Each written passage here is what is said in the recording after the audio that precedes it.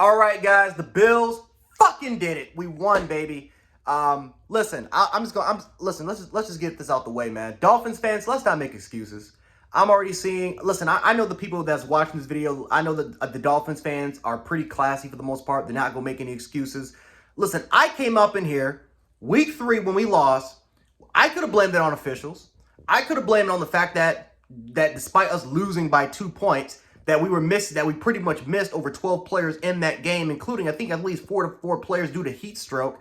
I could have sat up there and just made excuses all day long, but guess what? I came up here, I came up here like a man, and we lost. And if we would have lost this game, I'm not gonna blame it on officiating. I'm not gonna blame it on I'm not gonna blame it on whatever. We simply would just lose the game. So Dolphins fans on Twitter, not on here, but Dolphins fans mainly on Twitter, let's not bitch about the referees. Let's not talk about the officiating because guess what? We could have made those excuses in week 3. And for the most, and I gotta say, I'm not saying Bills fans didn't make those excuses for the most part, but I know I didn't. So let's not come up here. Let's not make excuses. You lost the game. You took the L. It was a great game. You guys are still a really, really good team. You guys will make the playoffs, and you probably will play us again for a 3rd time. Only except that you probably will be playing us in Orchard Park. So now that we got that out the way, let's hop straight into this thing, guys. This was a hell of a roller coaster by the Buffalo Bills, and honestly, we played great in the first half. No, I wouldn't say we played great. Our offense played good.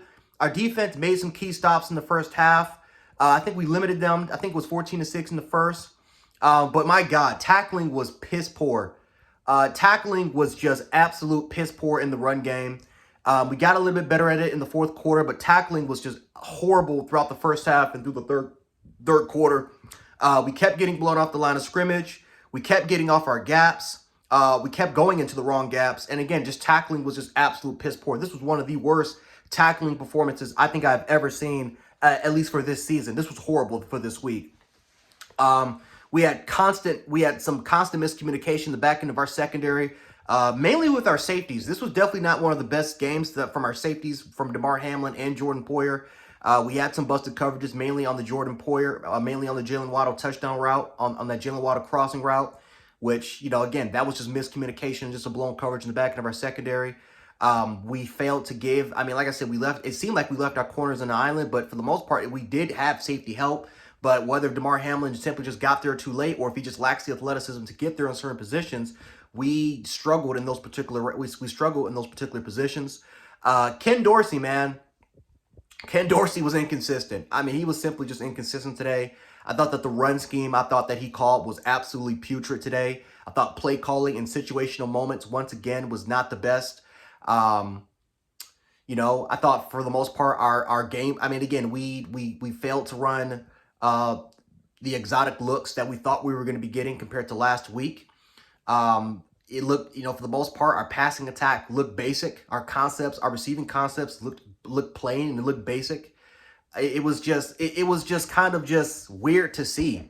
Now, let's give Josh Allen credit, because I think Josh Allen made Ken Dorsey look a lot better, mainly in that first half.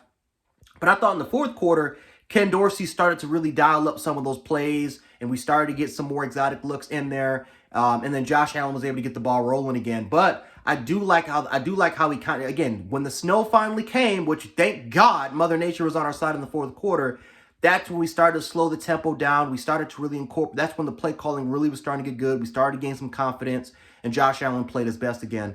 The 3rd quarter, I don't know what the fuck happened in the 3rd quarter. It was a combination of all the bad things that were happening in the 1st and 2nd quarter, and everything just simply led up in the 3rd quarter. I think we only had, the 3rd quarter was absolutely trash, right? Defensively was piss poor.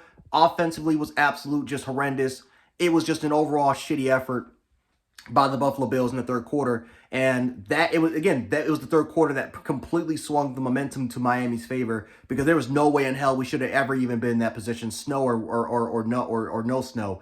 That was just horrible through the 3rd quarter. And again, it does not matter what our defensive ranking is. It doesn't matter what our offensive ranking is. We can have the number 1 offense and number 1 defense in the National Football League. These are the type of games that normally we would lose to against the Kansas Cities, against the Minnesota Vikings, right? Those teams. but mainly against Kansas City in the playoffs, that type of performance that we put through the first three quarters are the absolute reason why we lose to Kansas City every single year in the playoffs. Or at least that's how we lost to them last year in the playoffs, because of this type of performance that we were able to show up. But let's give Josh Allen credit.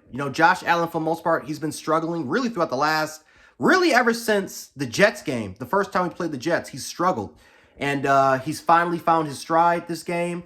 He wasn't the best, right? He had some missed opportunities. He actually had Diggs open a couple times. He missed them, right? He had some reads that he missed for the most part. But I can't put it all on Allen because the offensive line sucks. Our offensive line, despite us winning this game, was garbage today. It was horrible today. And this is what I talked about last year during the draft.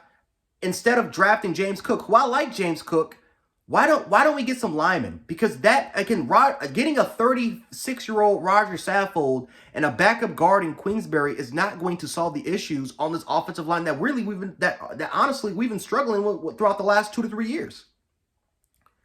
So Mitch Morse went out with a head injury. I mean, like I said, Mitch Morse kind of stays hurt, so surprise, surprise there. So we had to move Bakker into center, and then we had to move Queensberry into slide him in the guard. But even when Mitch Morse was out, the offensive line still was trash. So it is what it is. We're gonna have to deal with it for the rest of the season, and Josh Allen scrambling for the rest of his life, man. But today Josh Allen made a lot more plays. He was the best player on the field. He was the best running back, and he was the best quarterback. He was the distributor. He was just overall the best player for the game. But again, I know Dolphins fans are gonna blame the officials. They're going to blame the officials. I know it's gonna happen. I'm already seeing it right now on Twitter, and that's probably, and again on Facebook and everywhere else through the group chats I'm in. I know it's going to happen. And again, listen, I'm not going to tell you not to feel that way. It is what it is. I wish for the most part people can stop doing it. But if you feel that way, it is what it is. But it's not going to change the result. You lost the game. You are 8-5, and just take the L and move on. Simple as that. But no, guys, I'm happy that we got the win. I'm not going to look like I sound spoiled. I'm not trying to look like I sound spoiled. But we did not play our best football today. And yes, home field advantage was on our side. And this is exactly why we need to get that #1 seed, because you saw it in the fourth quarter when it started to snow how it really impacted the game, right? It truly did impacted the game once it actually started to snow really, really bad. I'm like, damn, where was this at for the rest of the game? But that's exactly why we need that #1 seed. That's why. Because we need any sort of advantage we can get to beat Kansas City. Because I'm not going to lie to you. If we play on the road against Kansas City, we are losing. We're losing. It does not matter what our ranking is on defense or on offense, how good the pass defense is, or whatever it is. We play on the road against Kansas City. I know that we are going to be in these type of games. The Miami game showed us exactly what type of game that we are going to get when we play Kansas City. It is going to be a high-scoring shootout type of a game. And normally those are the type of games that we just don't win. We got it done today. Granted, but I don't want to be in these type of contests. It's fun as all hell, but I don't want to get a heart attack looking back at it, right? I don't want to get a heart attack, right? So we got to go out here. We got to play better, clean football. We're going against the Chicago Bears, I believe, against a really, really good rushing offense in Justin Fields and Justin Fields. So we got to get ready. We got to get prepared. Let's continue to try to go on our streak, and hopefully we can retain that #1 seed. Dolphins fans, you guys will be fine. You guys are not winning the division. But it does feel good to beat your ass, because all that shit y'all was talking throughout the beginning of the season, including smoke, I'm glad we got the dub. But, it is what it is. You guys will be fine, and hopefully we meet again in the playoffs. But Jan Sports, I'll see you guys later. Peace.